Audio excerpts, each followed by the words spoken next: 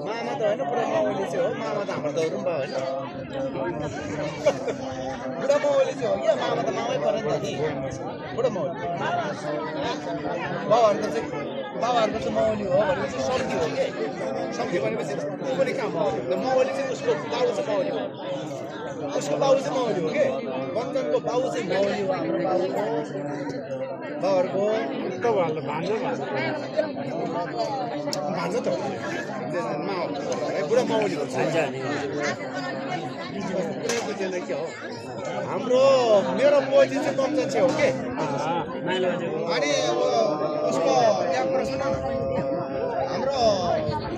पूर्ण छैन पूर्ण अहिले कान्छारामको बाउ र मेरो बाउ चाहिँ दाजुभाइ